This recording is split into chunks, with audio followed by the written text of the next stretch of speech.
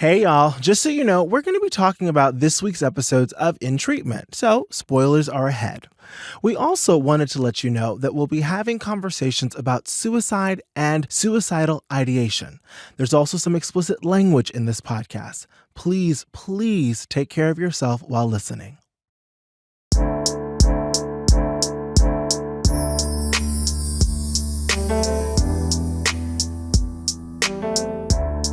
Hey everybody, my name is Brandon Kyle Goodman. My pronouns are he, they. I am a writer, an actor, an activist. I'm also black and queer, honey, and it's great to be black and queer, honey. Yes, it is.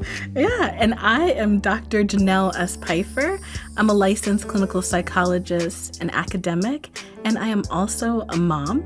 And welcome to In Session, which is the official companion podcast of the HBO show In Treatment, where we're going to deconstruct what happens on the show so we can understand what happens in therapy. But remember, this show is not a substitute for therapy, so reach out to a professional if you need. All right, let's get started.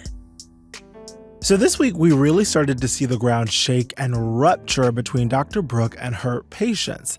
She doubts Eladio's bipolar diagnosis. She gets fed up with Colin's narcissism. And with Layla, they get into how she feels in her body. Yes. And we really found out the extent of her relapse with alcohol. Okay, let's start with Eladio. But Eladio, I want to be honest about my analysis, about what I've shared with Dr. Amati. Yeah? I have serious doubts about the validity of your bipolar diagnosis.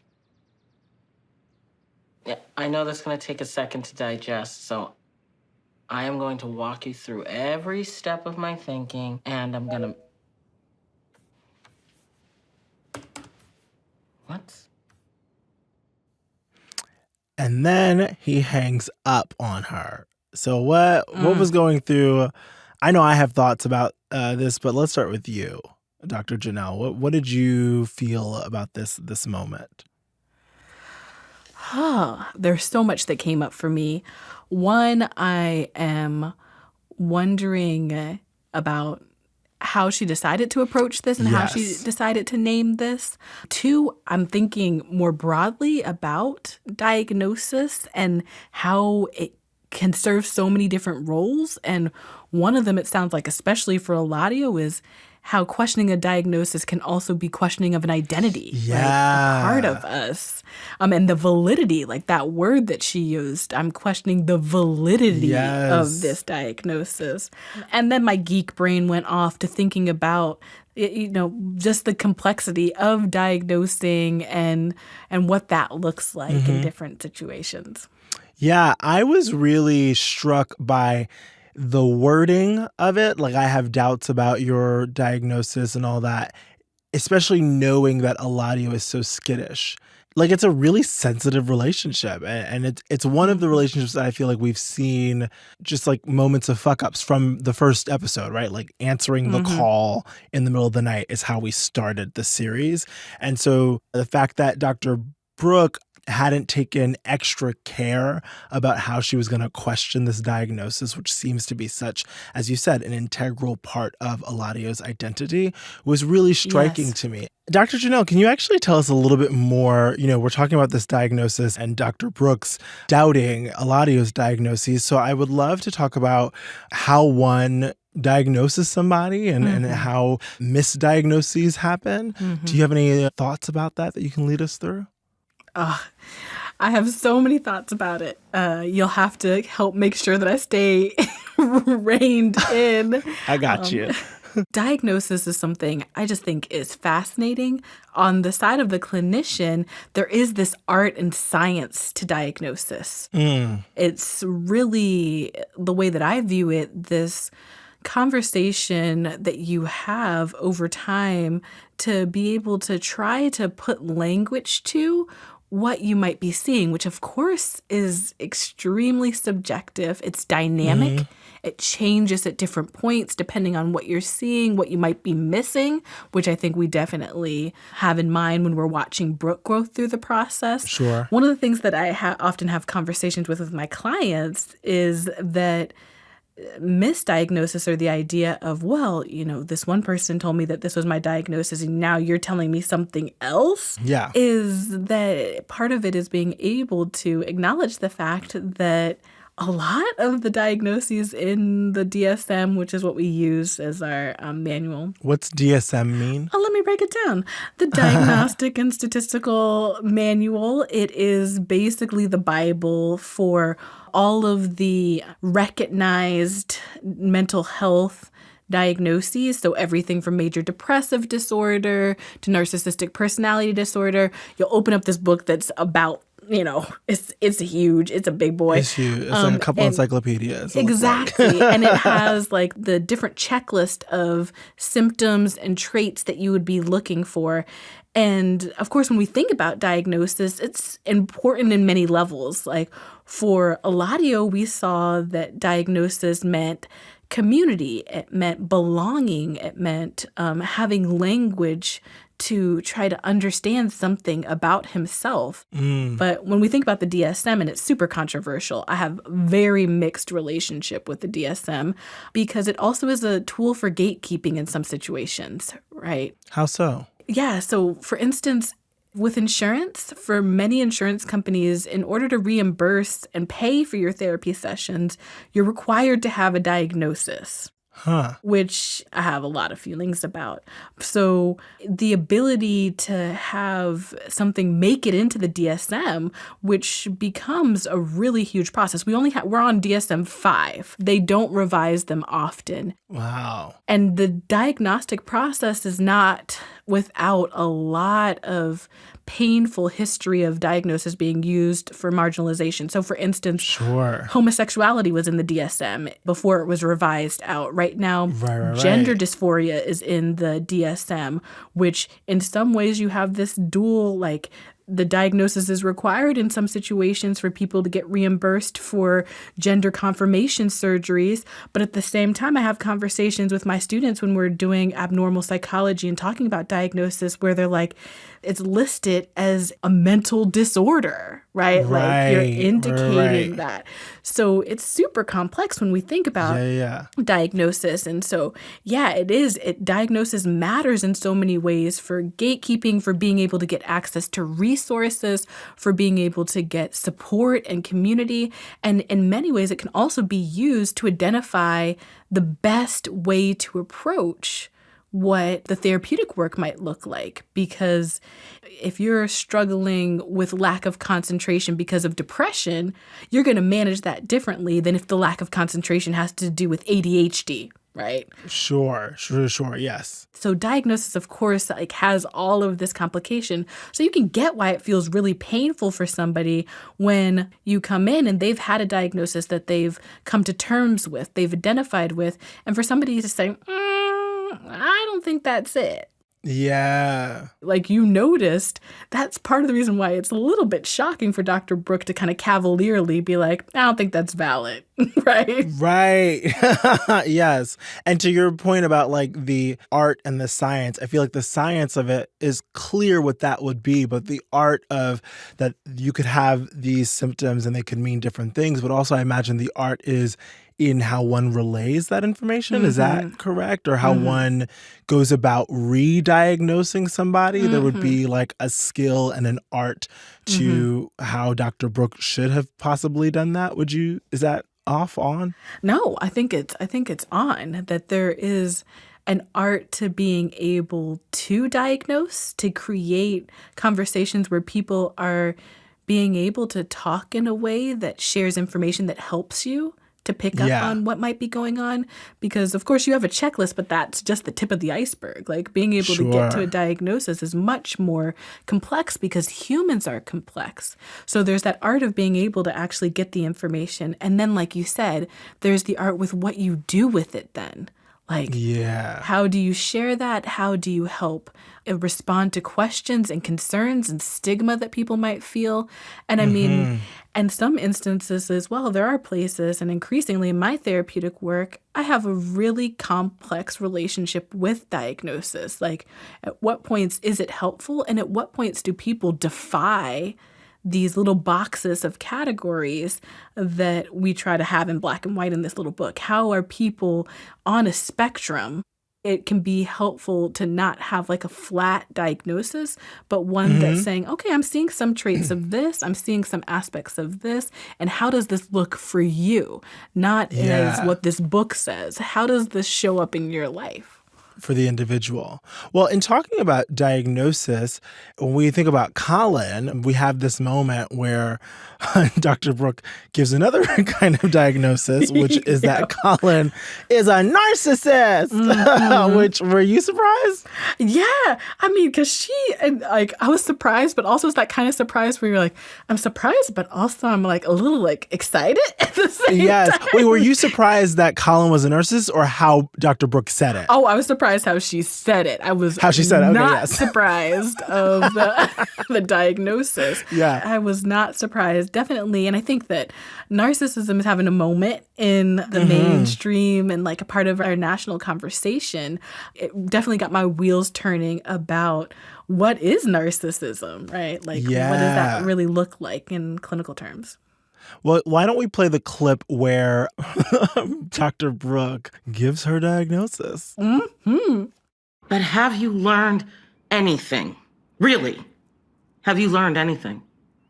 Because it seems that to you, the truth doesn't matter. The only thing that matters is how you are perceived. Something doesn't work. Tell them that it does. Someone is critical of you. Spin a tale of lost love. I told myself that I had reached a point in my career that I did not have to treat narcissists. It is fruitless and it is exhausting. I'm not a narcissist. Hannah, me, the investors, we are not people to you. We are obstacles to overcome. Fool me and move on to whoever's next. I don't want to fool you. I want you to like me. Even if it means lying to me. Well, what other choice do I have? Doing the exact opposite. It's like, may we all reach the point in our career where we do not have to treat or engage with narcissists. Oof. Wow. I mean, when what was interesting about the, thinking about again, the art of diagnosing is that it was not gentle. Like she has feelings about narcissists and that, I don't know, whether that's right or wrong in terms of how she delivered it, but it struck me how heated she was. But also, to her credit, for every episode we've had so far, I have also expressed wild frustration with Colin. And so, narcissists are infuriating. This idea that somebody just lacks empathy is infuriating and feels like such a waste of time because you're not actually here for any human connection. You are here to get what you need by any means necessary. And so I could understand why Dr. Brooke was heated, but I wonder, do you think that's the way you deliver that diagnosis, Dr. Janelle? No, I don't think so. And I realize I want to be aware of the fact that this is one of those situations where I even said like a narcissist rather than thinking about the fact that this is a person with a diagnosis, right? So I'm gonna make that shift in my thinking and in my speaking that really narcissistic personality disorder and so many of the personality diagnoses in the DSM are really sometimes misunderstood. And I think that can lead to a lot of pain, not only for that individual, but people who are in their families and in their communities. So it's really vital that we're able to think about like, what is narcissistic personality disorder? And what in the sessions that we saw with Dr. Brooke kind of let us know and start to think in that direction of that diagnosis. So you mind if we think that through together? I was literally going to ask, would you mind defining that and telling us? Would you mind answering that question? Yes. Okay. So narcissistic personality disorder is really characterized by this intense focus of self and achievement and being perceived by others in a very specific way. Like I think in Colin talking about how important it was for him to basically spin a narrative of being at the center spoke of things, knowing that was so important. And part of this, I want to kind of slow down and back it up that one of the things that I think many people don't know about narcissistic personality disorder or some of those traits is it really comes from a place of deep pain and what we often think about as like a narcissistic void, this feeling of like an insatiable desire that really can't be met, and many times might be the result of trauma, might be the result of early childhood stuff, not to negate some of the harm that can come from when that goes unchecked and if that's not addressed, but I think that's helpful to recognize. But when we see in these sessions some signs of this narcissism showing up for Colin, is really when you talked about the getting the vasectomy and continuing to spin the tale for his wife and letting her believe that she had fertility issues.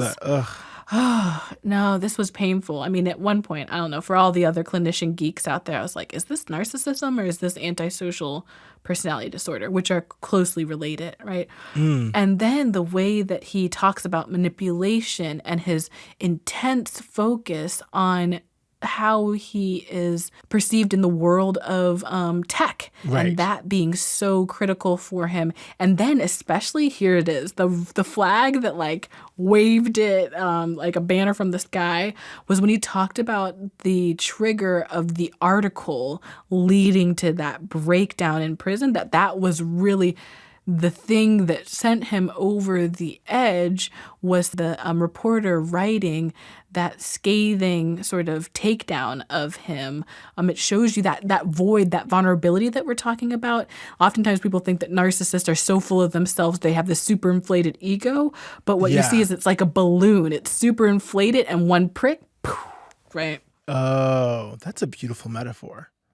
I had thoughts just in last week's episode where he was questioning like, how do you get inside of other people's heads? And that's when my little Scooby-Doo like, it's like, you ask them, Colin.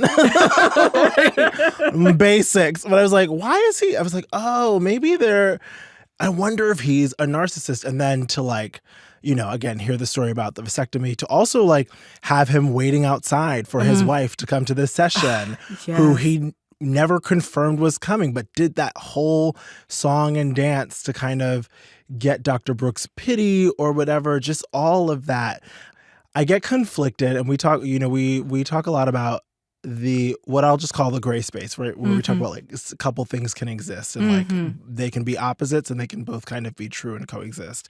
And so it's like, for me with Colin, it's hard to have empathy for him. And yet, especially in the way the show is written, I do find myself having empathy for him, which feels like the opposite of what I should feel for a narcissist for whatever reason. I feel like you're a narcissist, get the fuck out of my face. But I was like, it must be painful to not be able to feel in a world where like you're supposed to feel. Like, what is it like to just not give a fuck and to really be burning every single bridge? I mean, when he leaves, you really feel like he burned that bridge with Dr. Brooke. You really feel like, I do not know what's going to happen to you, baby. Like, Dr. Brooke might send your ass right back. I know. I do not know. Yes. Well, I mean, and I think that you hit the nail right on the head, like that conflict that comes up, because of course, like, it's helpful to be aware of when people are in the throes of like these narcissistic tendencies in a way that you can get burned and you can get hurt. Right. And at the same time, you have this other side that says, but being able to recognize, especially if this is something that shows up, maybe it's not at the same level that it was for Colin, but that shows up in your life, being able to take ownership and responsibility for it, that's something that, you could work on in therapy. Like, you could even see Colin, I think some of it is spin and some of it is him telling stories about what he's getting out of the work. But I felt like, I'm like, if they could stay in this and she was able to challenge him and help him develop some of these skills and work on this, I mean, it wouldn't be easy, right? But there is a lot of potential that this is something that he could become aware of and then take responsibility for managing, so everyone in his life isn't having to have the blowback of his completely unaddressed narcissistic personality disorder.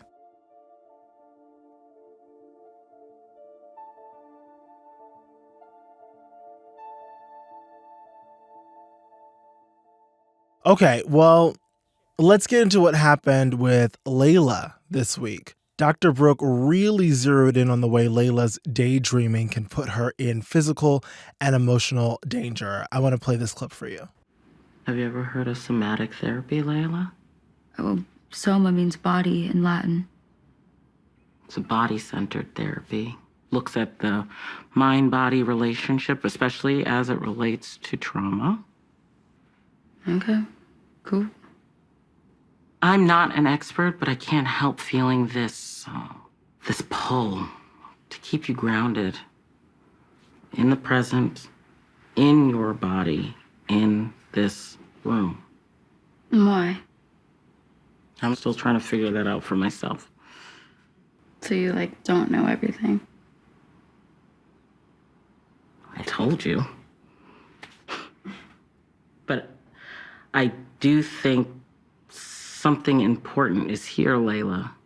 And I think it somehow ties to the discipline you experienced from your grandmother and your tendency towards fantasy, your constant desire to escape. Can I just, not care about any of that stuff? Any of what? Like physical stuff, body stuff, corporeal stuff, as you would say it, arms, legs, tits, what does it even mean? Mm-hmm. Layla's really complicated for me. At first episode, did not feel... I felt like we related in some ways. Mm-hmm. And then by, the third week, and now here we are on the fourth week, I'm like, oh my goodness, I feel like I am Layla. Just in terms of really understanding the disassociation from one's body, which for me, I think is also one related to sex, which I'm gay and grew up in a religious household. So there's that around what sex is and if it's okay. Yes. When Layla talks about, seeing her grandmother, right?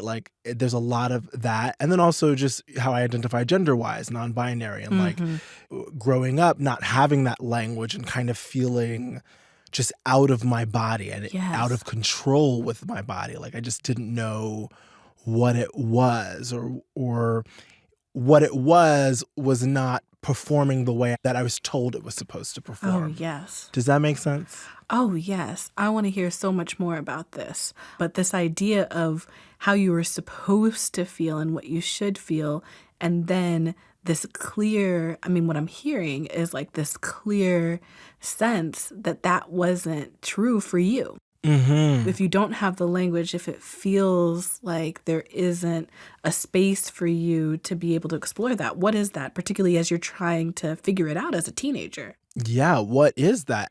It's such a lost space, right? Because you're hearing, it should be like this. Sex should feel like this. Sex, everyone wants to have sex. It should be da-da-da-da-da-da-da.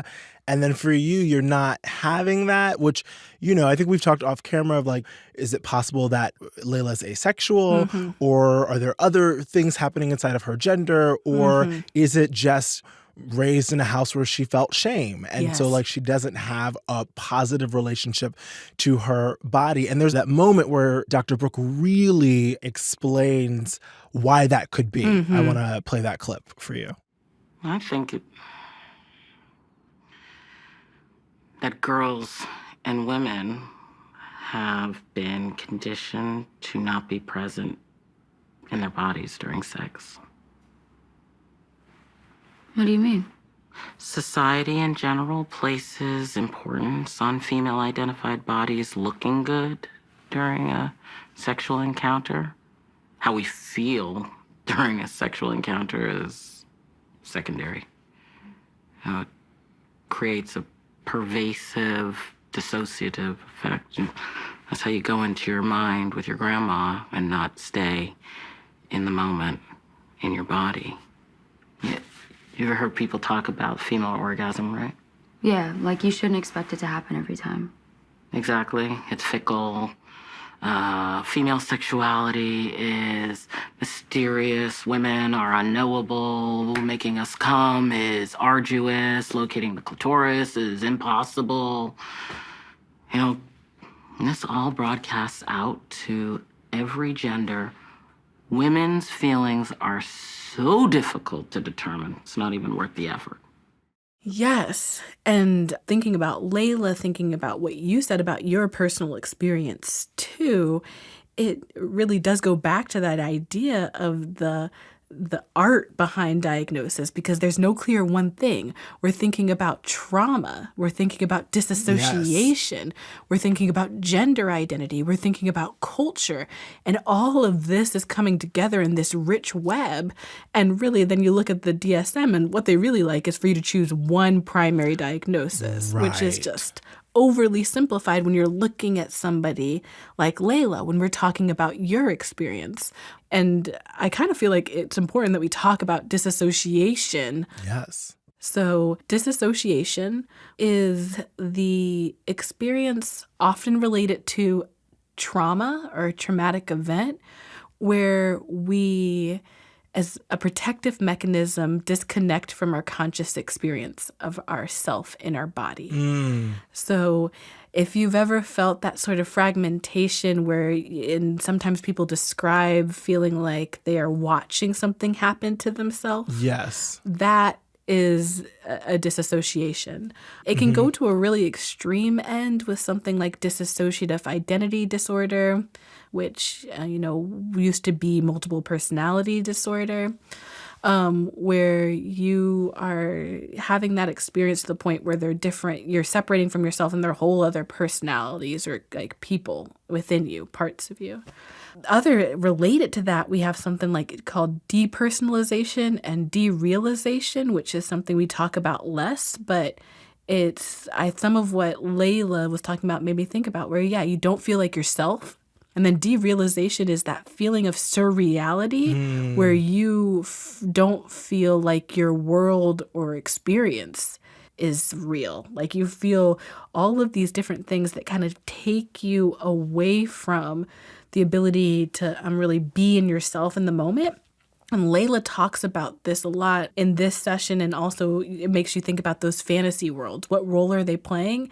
And what role is this disassociation or depersonalization or even derealization playing as a protective mechanism? What is making it hard for her to be fully in her body and in herself? Which it sounds like, towards the end of the episode, maybe this is the X for her, which is the feeling of being useless, which, she really goes off on my imagination. I can study, I can but I don't know how to do anything. I don't know how to function in this world. I think she says, I would rather die. And in watching, I was like, oh, wow. Yeah, if you felt to your core that you were useless and that you're about to be released into the world at 18 to go be something and do something, but you don't know how to do anything, then that pressure would be so overwhelming. No wonder you're disassociating. No wonder you're going into yourself. No wonder you're like, I would rather die, because what a tall order to be asked to go out into the world, not just as a person, but as a Black person, as a Black woman, as a Black queer woman, to go out into the world and do and be like, what do you mean? Like, how? Where do I even begin? Yes. No, and thinking about she's bringing all of this complexity into the room as she is trying to explore and ask these unanswerable questions. Yes. Right? Everybody in her life is pushing for her to be two-dimensional and to check the boxes. And there's this whole universe of being inside of her that doesn't fit within the narratives of what people want. And that in and of itself is traumatic, right? And Brooke boils it down to, I think that this might have something to do with the beatings, which... Yes. Yeah. Tell me, what are you feeling about that? I think I wrote down the kind of like the Black parenting rooted in protecting the child from her traumas of the white world. I even think about the reason that she's there, right? Grandma brings Layla because she's queer and she wants to work on that. Yes, just to make sure it's okay. But it's what's really being said in some way is your life is hard, don't make it harder. Which there is validity to that, but also you can't change that you're queer the same way you can't change that you're Black, that you can't change that you're a woman. So then what is the point of all this at home trauma, right? Like, why not have spent the time loving me and holding me and talking to me? And, that when she talks about running away and then her grandmother meeting her and not speaking to her until she says, get the belt. Yes. Like all that time for good conversation, for understanding what is the sadness, what is the whatever, but that wasn't there for her. So how is she supposed to exist?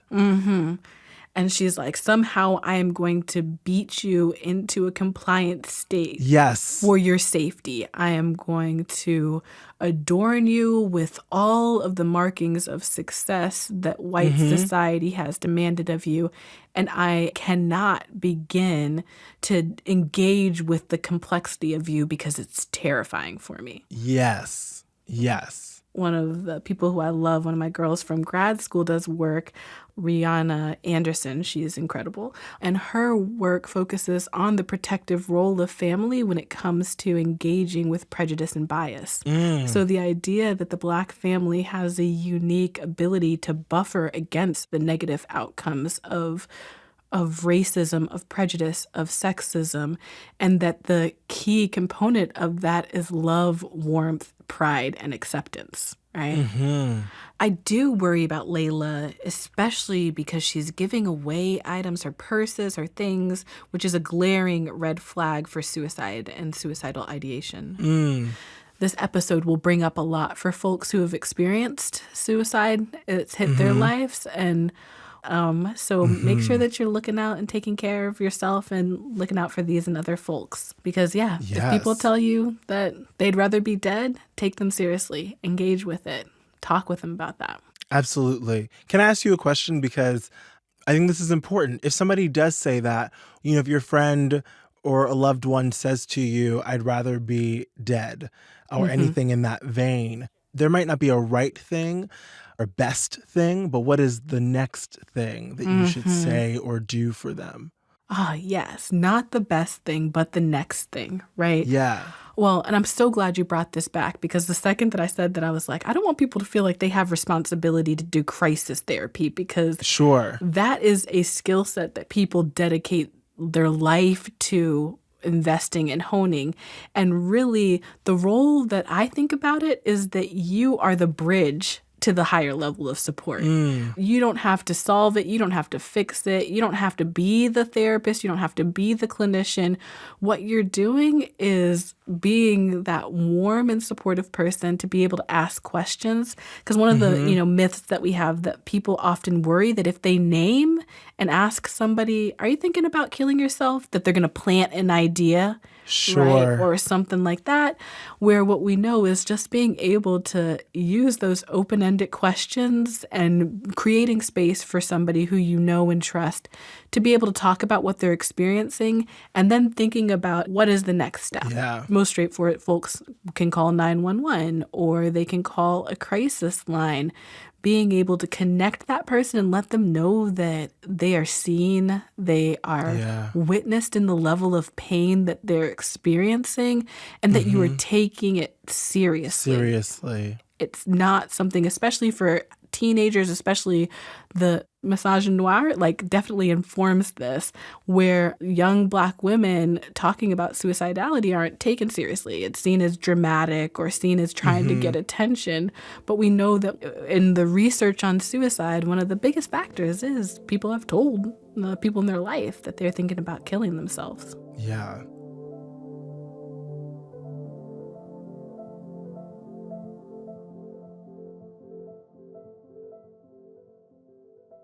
Well, in thinking about the bridge of support, I think about Rita being the bridge of support to Brooke. Yeah. And in this episode, this fourth week with Brooke was really, really challenging. And we've talked a lot about diagnosis in this episode, and Dr. Brooke has her own diagnosis to deal with, which is addiction. And I feel like her episode needs its own podcast episode. Like, I could spend an entire episode, but for now, let's listen to Brooke and Rita talk about their relationship with addiction.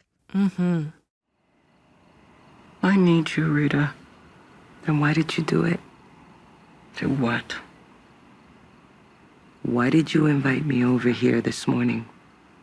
And then get so obliterated last night you couldn't get out of bed? That's a stupid question to ask an alcoholic. Somewhere, deep inside, you knew it would mean the end between us. The second I hit start on your coffee machine, the moment I helped you put on your slippers, it was over. Don't say that. Alone in your kitchen, going through the checklist of things I needed to get through the morning after. The second I walked into your bedroom, that familiar smell of sleeping it off was very triggering for me. There are so many places that I want to begin. As an actor, I'm going to begin here in saying the actress who plays Rita deserves every single award under the sun. Just give them to her. Let's not play games. Just give it to her. This was, to me, really a Rita episode in many ways, at least the first half. But it's funny, I was watching this with my husband when she's like making in the kitchen the coffee. And my husband was like, is it supposed to be this disorienting? And I was like, yes. Because like immediately you just felt, as soon as Rita's in that kitchen looking around, there's no words, but as she goes to the espresso machine and she looks for the Excedrin and she gets the banana, you could feel we weren't in the pit of the drunkenness. We were in that morning after, in the real quiet darkness. And in the lens of a loved one who is about to make a really clear boundary. Yes. Honestly, I was like, in terms of breakups on TV, this is the hardest breakup I have ever watched on TV. Yes. Just heartbreaking. Yes. Oh, man. Yes. I agree and underline and underscore everything you said. It was heart-wrenching to watch, and I felt like, I don't know all the back end of making beautiful, TV as you do, but there was something, it felt like it pulled us into the parallel process of the heart-wrenching loss that Rita was feeling and the real just power and pain that can come with a boundary that is necessarily set, right? Yes. Yes. And thinking about how a boundary can be an act of love as well. And her really being able to invite Brooke to say, when you are in a place where you are ready for us to be able to have a healthy relationship that will like protect me and protect you, I'm here. Right? Yes, call me. Yes, but it can't be like this. Like this is going to destroy both of us. And it was painful to see, like Rita pointed out, that it felt like it was, self-harm isn't always active alcohol, like addiction, substance use disorders. Yeah. And it almost feeling like she's pushing away everyone who could be with her in the storm. Yes. Rita, in the clip we listened to, brings up, then why did you get obliterated? Knowing that I'm coming. Yes. Why did you get obliterated the night before?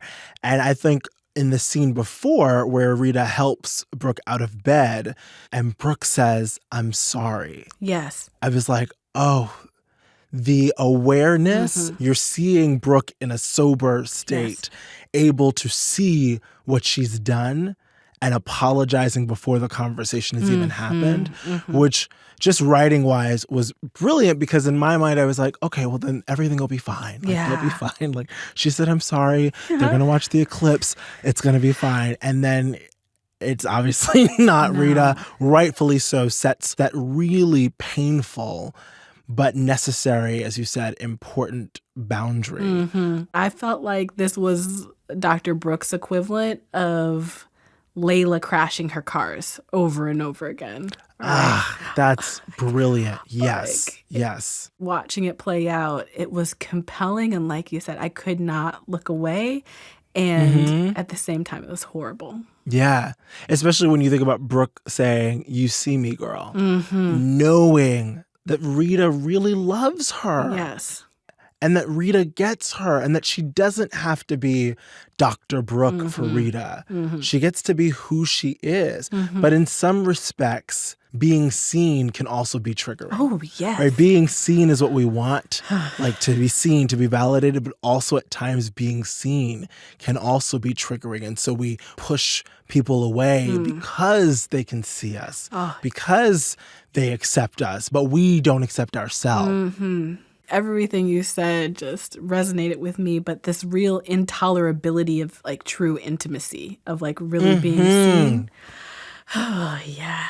I really felt so much empathy for people who struggle with addiction, especially because of seeing Brooke in previous episodes and who she is and how she works. But in this episode, seeing that moment of clarity, this scene with Rita and being with her in the clarity and knowing that it's not going to stick. Yes.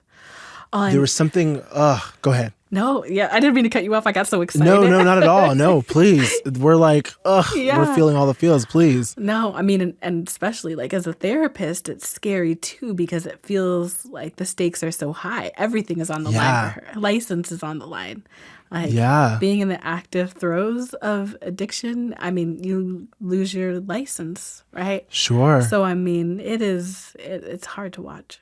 I think the episode was so brilliant. I know we'll talk about kind of the second half with Adam, but I think what's so brilliant again about showing this like after the morning after is it really it shows her heart. Do you know? It's like it just shows how painful this also is for Dr. Brooke, as it is for Rita, but also just like you're rooting for her. I'm rooting for her. Yes. And at the same time, I understand that it's greater than her because when you have somebody who has all these accolades, who is supposed to be the smartest and the ba-da-da-da, and even they can't fight this thing, you know, it's like, oh, it's deeper than just like willpower. Try like harder. people like, like I think we talk about addiction as like, well, just like, you know, throw out all the bottles or like, just don't do it. And it's not that. It's like, if you take nothing away, it's that this thing is a disease and that it is something that people really reckon with. And it's heartbreaking. Well, and I think that especially to see her as a Black woman portrayed with this amount of nuance in her addiction, because we know that historically the level of compassion that was granted to folks who were impacted by things like the crack epidemic that was disproportionately Black was not the same as when we look at the opioid epidemic. There are different levels of humanity that are granted for folks who are grappling with addiction based on who you are, right? Yes. So having her portray this addiction in a way that made you, like you said, feel drawn in to root for her with this loving warmth and like compassion and empathy, I think was important.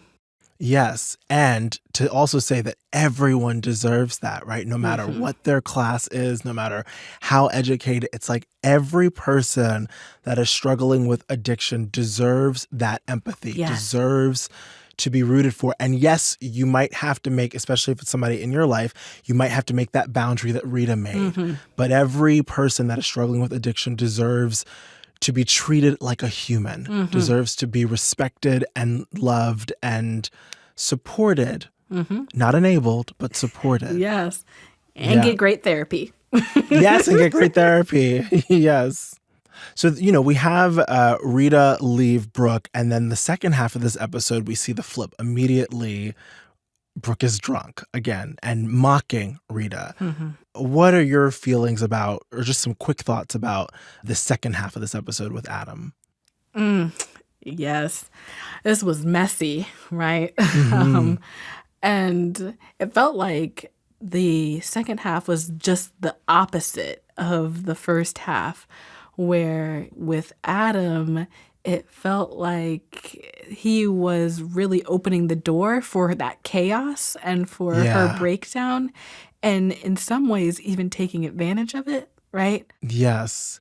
The enabling, right? We spent the first half with the supporter and we spent the second half with the enabler. Oh, yes. And it was really hard to watch the spiral happen, to watch the spiral end, obviously the spiral ending with them having sex and her saying, yes, finish inside me. And you can't help but obviously think that this is about having a baby. And so for her to be making a choice to have a baby inside of her drunken state, it felt really scary. Yes. So I guess we'll see what happens next week.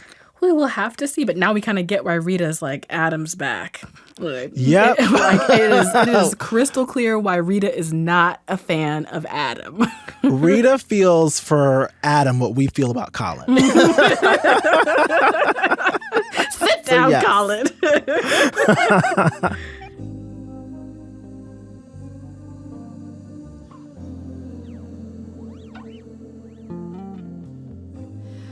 Well, our time is almost up for today, but I wanted to make sure to leave y'all with some resources and recommendations so that you can continue processing what we discussed today. But remember that this isn't a substitute for therapy. If you feel like you could use some support, be sure to reach out to a mental health professional. All right, then. So we talked a lot about narcissism, and there is a book that I think goes more in depth into exploring narcissism as a diagnosis and also how to engage with folks who might have narcissistic traits or this full diagnosis. And that is Rethinking Narcissism, The Secret to Recognizing and Coping with Narcissists. And that is by Craig Malkin. Check it out.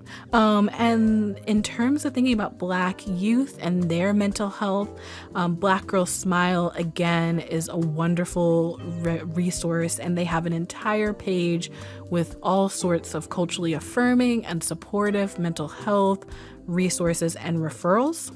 The American Foundation for Suicide Prevention has a website, afsp.org, and they are able to list risk factors and protective factors and warning signs to look out for, just like we were talking about when Layla was giving away her personal objects. That's a warning sign for suicidality, and that website has some other warning signs to look out for. And if you notice suicidal ideation in yourself or someone you love, there are some great suicide prevention resources.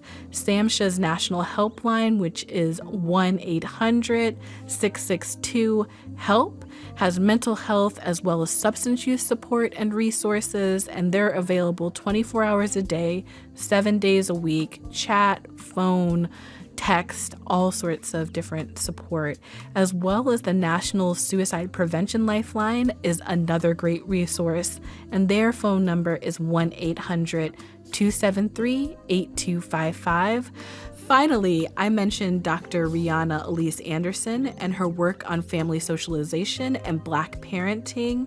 She has several really great articles and work that she's done in the media, and she was featured on a wonderful podcast called Therapy for Black Girls. Her session is 178, which looks at taking action and also taking care of ourselves at the same time.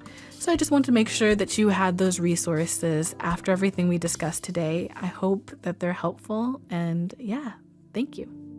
And you can find these and other recommendations on the In Treatment page on HBO's website.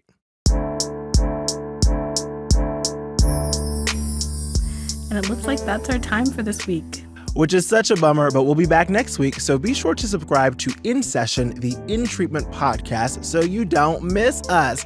And while you're doing that, honey, give us a rating and review. 5 stars, 5 stars. It helps others find the show. In Session is the official companion podcast for the HBO show In Treatment, and it's a production of HBO and Pineapple Street Studios. Production music is courtesy of HBO, and you can watch new episodes of In Treatment on Sunday and Monday nights on HBO Max. Dr. Janelle, I'm gonna miss you, but I'll see you next week. Yes, and I give you 5 stars. 5 stars. Yes. Until next week. Dr. Janelle gives me 5 stars. This is the best day ever. See y'all soon.